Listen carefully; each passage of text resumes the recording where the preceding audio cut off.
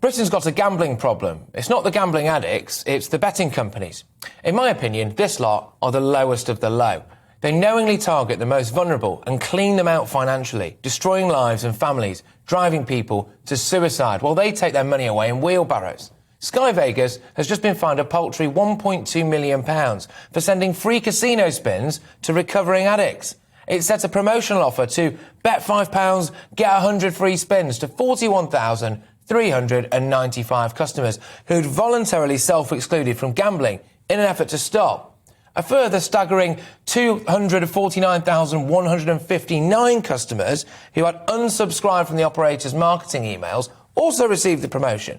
So, potentially, upwards of 250,000 problem gamblers, people who were trying to break the devastating cycle of addiction, were having temptation dangled in front of their eyes by a betting company. The promotional message even featured graphics of slot machines and a slogan that says, "Entertainment like no other." Well, I'll tell you what they could do as an advertising campaign instead.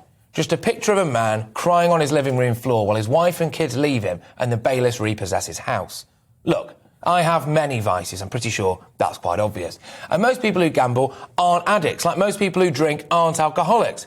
People enjoy it and they should be allowed to do whatever they want in a free country. YouGov estimated that up to 2.7% of adults in Great Britain, or nearly 1.4 million people, were actually problem gamblers. But it's not just the gamblers, is it? It's their families. The report also found that as many as 7% of adults, or 3.6 million people, report having been negatively affected by someone else's gambling problem.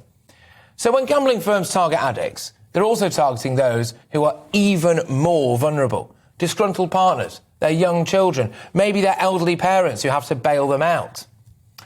But it's not just Sky Vegas, far from it. 888 Casino was fined by the regulator for not properly identifying customers who were at risk of harm because it did not carry out financial checks until they deposited £40,000. In one case, the company did no checks on a customer until they'd lost £37,000 in just 6 weeks during 2020. And in another case, 888 placed a deposit cap of £1,300 a month on the account of an NHS worker, who earned just £1,400 a month. It's not the first time 888 has been in hot water, though. In 2017, the online betting firm was fined a record £7.8 million for outrageous failings after more than 7,000 people who had voluntarily banned themselves from gambling were still able to access their accounts. One customer was allowed to make 850,000 bets worth £1.3 million in just 1 year, using money that was actually stolen from their employer. Meanwhile, the big bosses at gambling firms are some of the wealthiest people in Britain.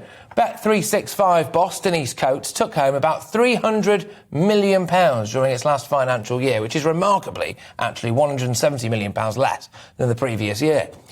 The billionaire founder of the online gambling firm received £250 million in salary and a share of the company's payout of £97.5 million in dividends.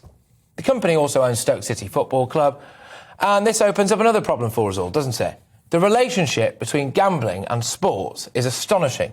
Studies showed that gambling logos can appear a whopping 700 times during a single football match.